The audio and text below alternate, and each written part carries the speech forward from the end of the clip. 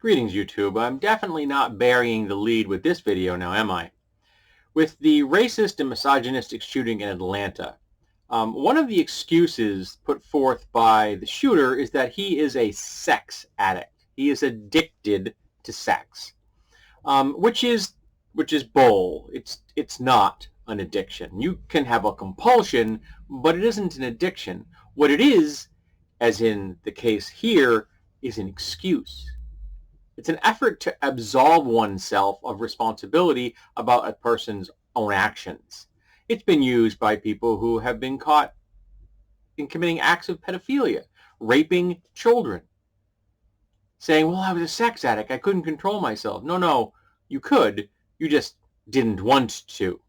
You see it in the cases of sexual harassment, street calling, and sexual harassment in the workplace and in schools. You see it as an excuse in sexual assault, where they've actually taken it beyond just verbal harassment and they've actually started touching another person, most often women, because they say they are addicted to sex.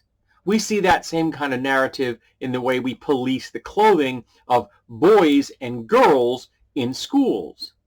If a guy goes to school in a tank top, no one's going to bat an eye. But if a woman goes to school, if a girl goes to school in a tank top, well then, that's a no-no. Her very showing of a shoulder, her bare shoulder, will be considered a distraction, whereas the boy's shoulder isn't. And I've covered policing of girls' clothing right here on this channel, where a girl was covered from neck to wrist down to below her knees, and yet still got called out because she was considered to be dressed inappropriately. That's bull. It's always been bull. It will always be bull. Sex addiction is an excuse. It is not a real thing. And when you bring up the topic of sex addiction, you always end up hearing someone talk about porn addiction. I did. While some talking head at NPR was talking about sex addiction, someone brought up porn addiction. And porn addiction also is bull. See, here's the interesting thing. If you do a study and you ask a plethora of people, say 1,000 people, how much pornography they consume on a regular basis, okay? Then you ask them, do you consider yourself addicted to porn? Now, the people that say, yes, I am addicted to porn, don't take that out of context because I'm not, those people don't consume more pornography than the people who say they aren't addicted to porn. Their consumption is roughly the same. So why is it that one group is claiming that they are addicted to porn and the other group is not claiming that? They think, yeah, I watch, porn's porn. Social conservatism. The people that are claiming they are addicted to porn are feeling guilty about it. They are coming from a socially conservative perspective, a background of social conservatism, where they have been taught looking at porn is bad. So even though they are looking at the same quantity of porn as lots of people who say they aren't addicted to porn, they feel that this only way they can justify, they can explain their consumption of this, because they have taught to feel shame and guilt about human sexuality, is to claim addiction. They're not addicted. There is no porn addiction.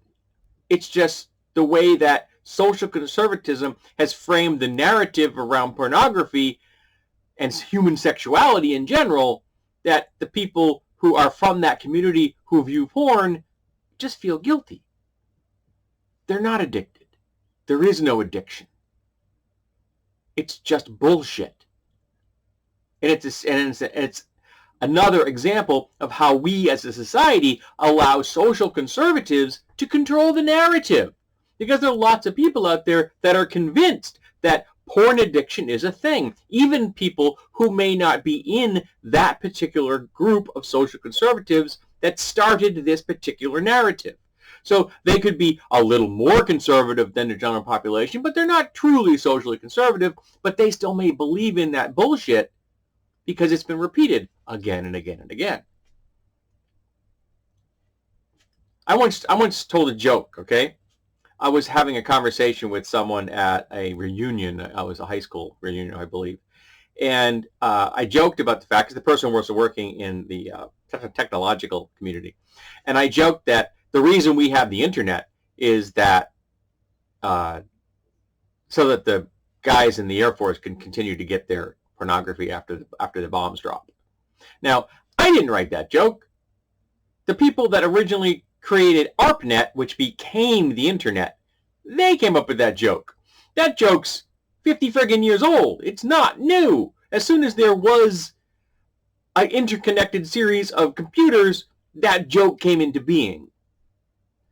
But because I told someone that joke, he was convinced I was addicted to porn. Now, I didn't say I was consuming porn. We did not have a conversation about porn. All I did was repeat a joke I had heard from geeks in the computer industry who had heard it from earlier geeks in the computer industry. But because this person was coming from a social conservative background to some degree, they interpreted that joke as an admission of addiction to porn, because obviously only a person who was addicted to porn would know that joke.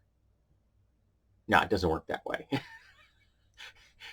It doesn't work the way you seem to think it works. Yeah. And that was just an example of someone who may be very angry because they're telling my wife that I'm addicted to porn because I cracked a joke told to me by a military veteran from like the computer division of the Air Force. No. And the guys that told me that joke wasn't an addict. And the guys that are accessing pornography on the internet in the Air Force, they're not addicted. And the ones that were accessing it before the internet became a thing and when it was just the old ARPANET, they were not addicted either. They're just people consuming porn. And there's nothing wrong with it. So long as it's being done in a moral manner. It's like obviously if the porn being produced or being disseminated is like against the will of the people in it, that's not good. And we also should pay the people out there. If you want to consume somebody's porn, you should probably pay for it. Yeah. So if you hear somebody talking about sex addiction or porn addiction, know they're talking out of their ass. Which I'm sure if you looked hard enough, there's probably a fetish for that.